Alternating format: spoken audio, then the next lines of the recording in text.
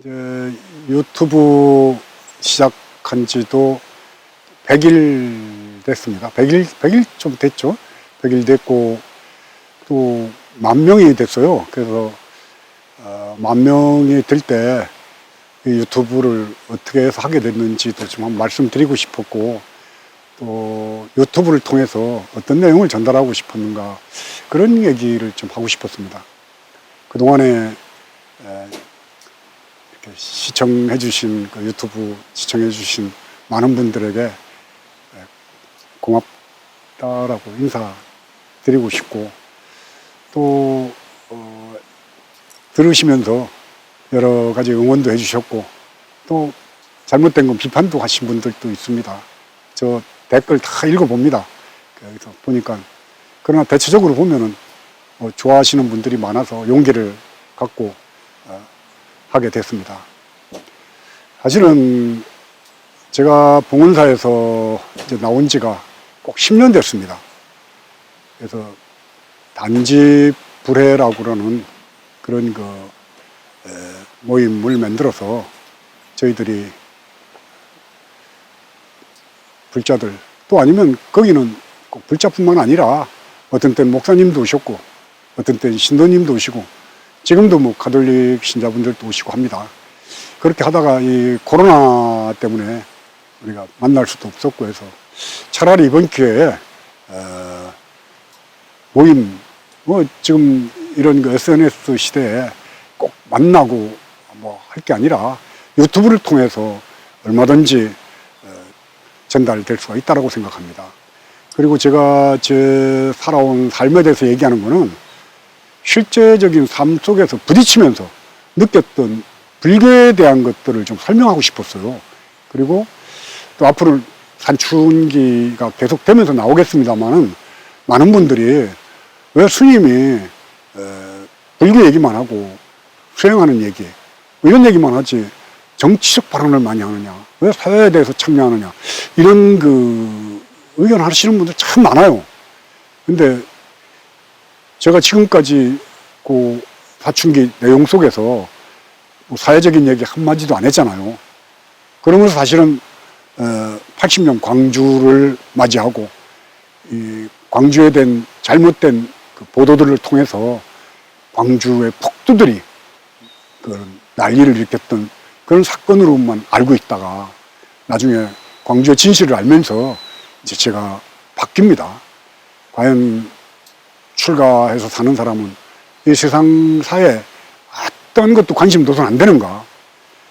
광주 항쟁 당시, 또 아니면은 박정희 정권 시의 유신 독재 때 목사님이나 신부님들은 앞장서서 많은 사람들이 탄압받고 고통받고 인혁당 사건이라든가, 그때 함세웅 신부님께서, 또 아니면 박종철 고문치사 사건 때 김승훈 신부님이라든가, 천주교 명동성당에서 많은 종교인들이 억울하게 죽어갔던 박종철 열사의 죽음이라든가, 인혁당, 통역당 사건으로 감옥 가고 죽고 고문당했던 그 수없는 사람들에 대해서 관심 갖고 응원해줬던 것들을 우리 불교에서는 과연 어떻게 대응했는가, 이런 자괴감, 또 그런 것으로부터는 부끄러움 같은 것들이 저는 사실 80년대 지나면서부터 의식을 갖게 된 거죠.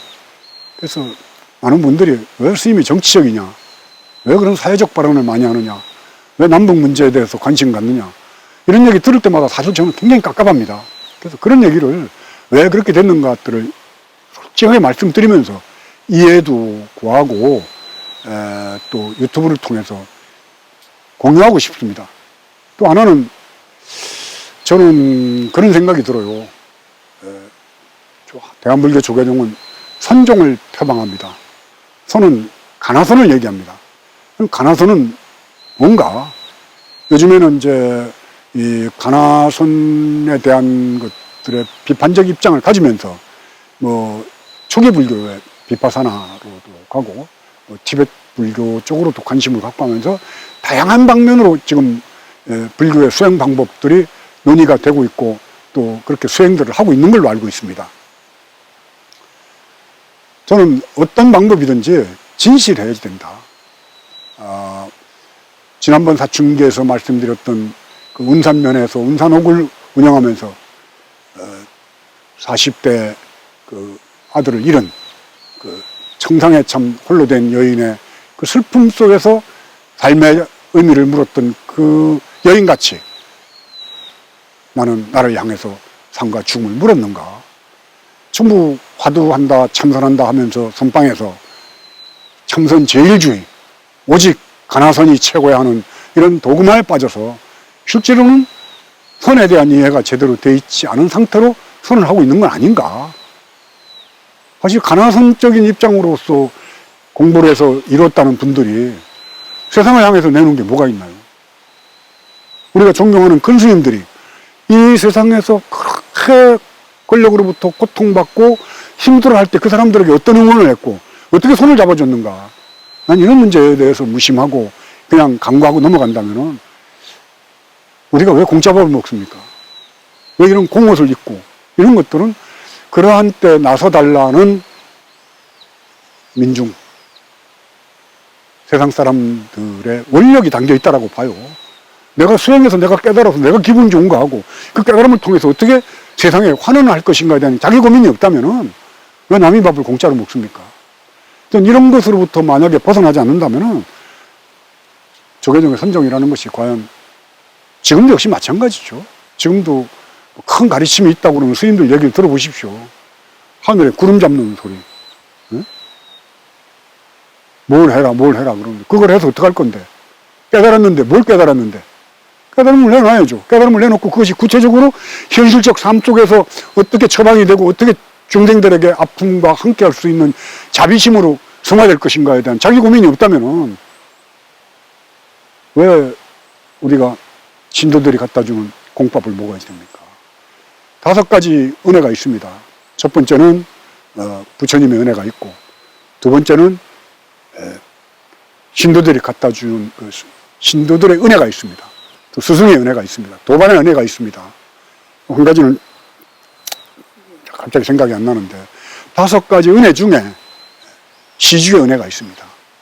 그리고 나라. 옛날에는 국왕지연이라고 했어요. 왕의 은혜도 있었지만 그 왕이라는 것은 사실은 나라라는 틀 속에서 갇혀 사는 호국을 불교를 표방했던 시대 국왕지연도 국왕의 은혜도 오종대은으로 들어갑니다. 5가지. 부처님의 은혜, 스승의 은혜, 도반의 은혜, 시주의 은혜, 나라의 은혜. 이 5가지 은혜 중에 시주의 은혜가 들어가는데 이 시주라는 게 이 세상에서 나한테 보행을 올리는 사람들의 은혜 아닙니까? 그 은혜를 어떻게 갚을 거냐는 거예요.